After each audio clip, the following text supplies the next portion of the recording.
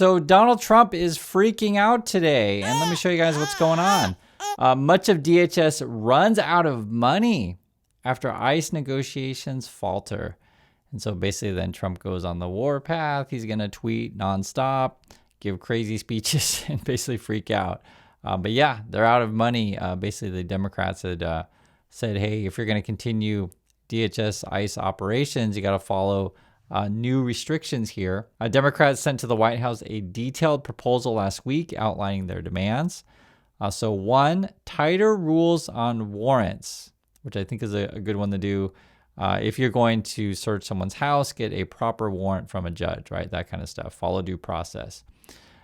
Two, a ban on federal agents wearing masks. So no more Trump mask goons running around the country. And I think already some states have talked about doing this, also making it illegal for them to do that, wear masks, that is. And then three, a requirement that they wear body cams. So that's a big one also. Basically, you guys know this, and the Trump ICE people, they're just out of control. You got to put these restrictions on them. And the DOJ and ICE even admitted that these people are liars. ICE says federal agents appear to have lied about confrontation that led to the shooting. And we talked about this in the last video. That was that whole broom and shovel incident. And so then what is Trump doing in response? He's tweeting out weird Valentine stuff. He says, this is from the White House, made just for you. I guess you got two from Maduro. Executive Order 4547, you're my Valentine. I'd fly 15,037 miles or 1,537 miles to have a drink with you. Okay. Greenland. Huh. It's like weird crap like that, right? And then he's going on and on about voter ID and, you know, whether he won the election and blah, blah, blah. That's the same stuff he always does. If you want to read all this stuff, you can. They are serious, though, about trying to get this Save America Act thing in. The voter ID thing's interesting.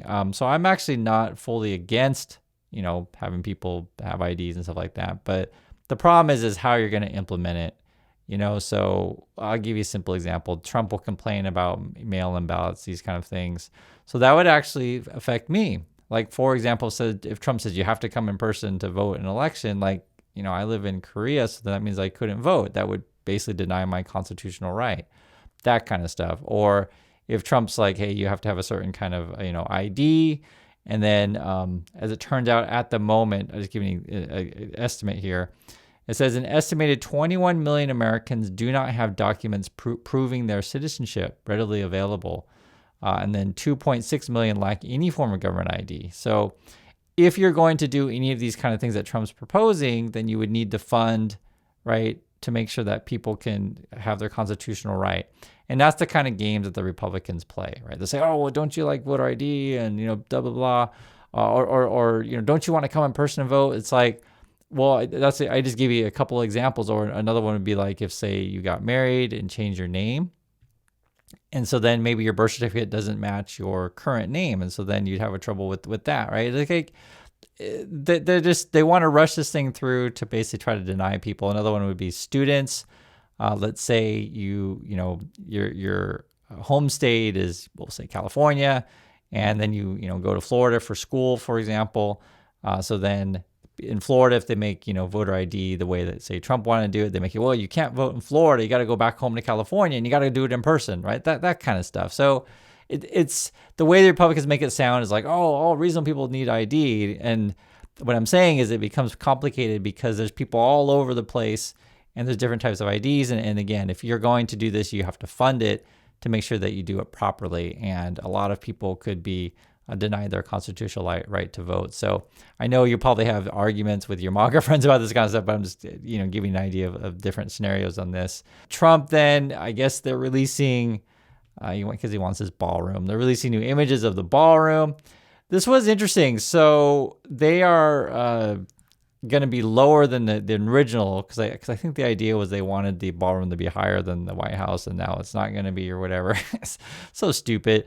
It's still got to be approved. I think there is a scenario where you just end up with a big hole in the ground, and then in my opinion at this point, Congress should be, come up with something and get it approved by the people, et cetera. I don't like this Trump stuff that he's doing, but that's Trump. I'm just showing you guys what he's up to. Goes to Fort Bragg and gives like a campaign speech, which is really weird. We won every swing state, all 7 swing states.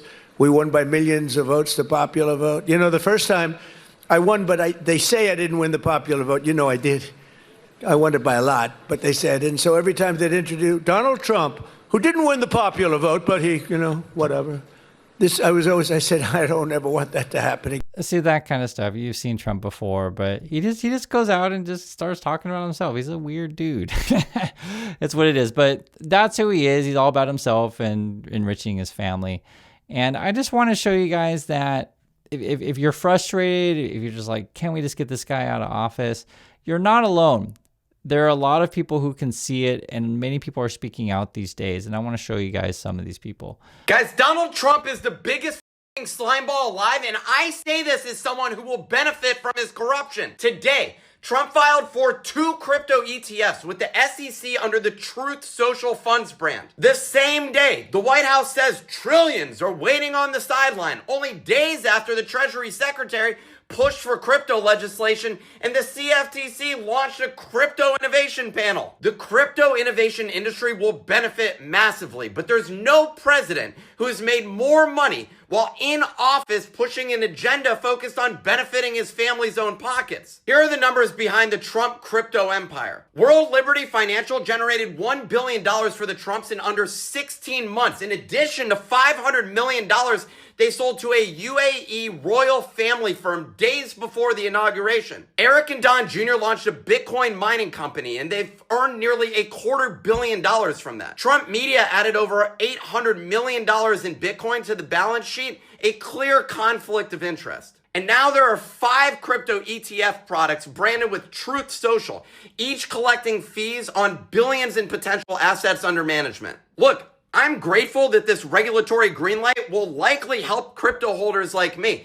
But let's not pretend that this is about freedom or decentralization. It's about extracting as much value as possible before anybody has balls to call out this family and charge them with corruption. So I may have disagreements with this guy, Nick, on, views on crypto and these kind of things, but I mean, even if you're into the crypto stuff, you can see corruption when you see it. And I'm happy that Nick is calling him out. And I just want to show you guys that it's more than just Nick. Ex-federal prosecutor fired by Trump.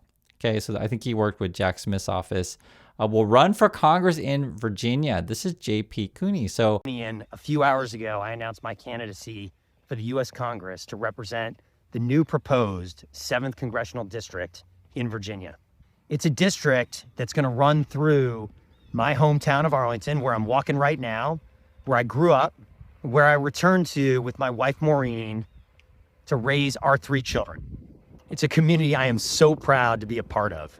After I announced my candidacy a few hours ago, my phone and my text messages have just blown up with expressions of support and enthusiasm from so many members of my family, of course, from friends, from families of the kids that my children have grown up playing baseball, basketball, soccer, and field hockey with, and from dozens of former colleagues at the U.S. Department of Justice, where I had the privilege of serving the American people for nearly 18 years, working to hold the most powerful lawbreakers accountable, to enforce the rule of law, and to protect the Constitution.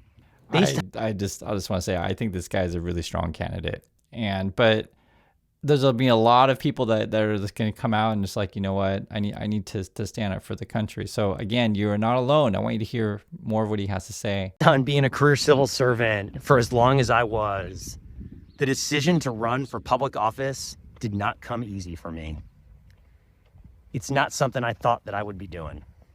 And let me tell you, this campaign, running for office, it will stretch my comfort zone.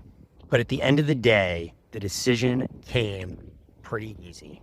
Because when I reflected on this moment in American history, and the unprecedented challenges that our country confronts now, to values that we share, democracy, the rule of law, the promise that if you work hard and you play by the rules, you can secure a good future for your children and your children's children. When I thought about this moment, I made the decision that I hope that my kids will make in the future if they're ever confronted with a moment like this one. To stand up, to join the fight, and to provide leadership where it is so badly needed.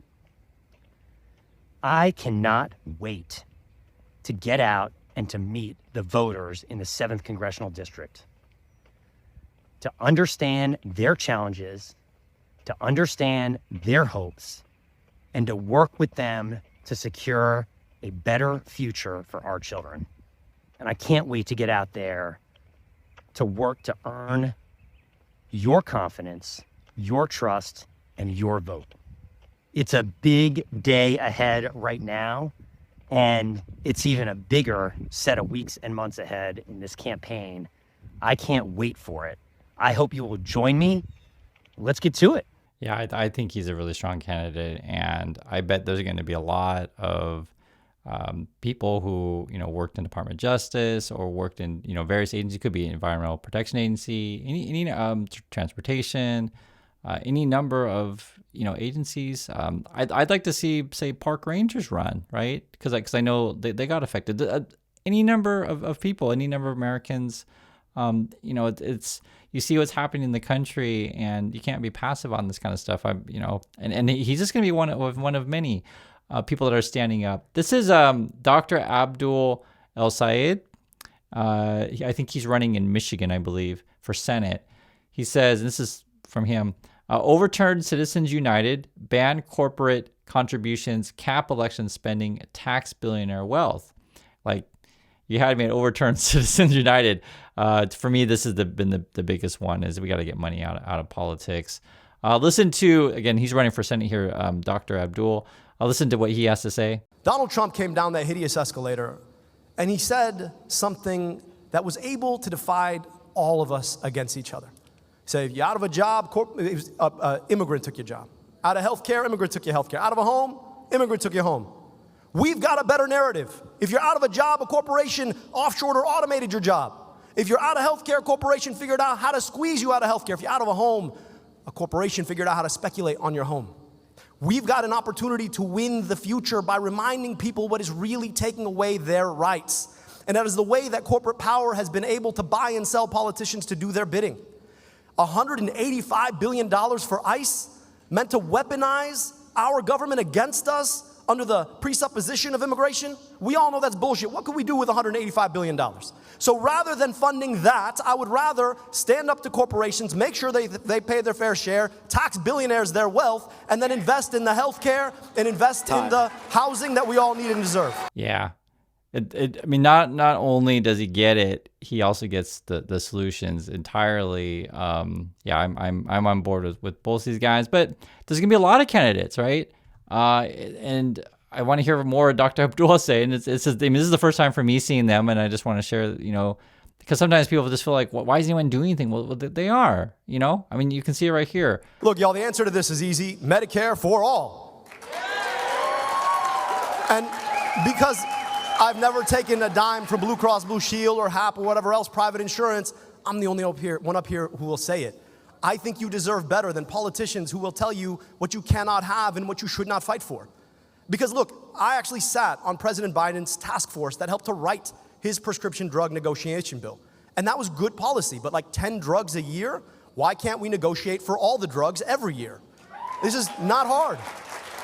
And I just want to tell you, I'm also the only one up here who's ever had to sit in a hospital room with a patient and talk about whether or not we actually could get them the medication every other doctor in that room knew they needed. This is the question of our time.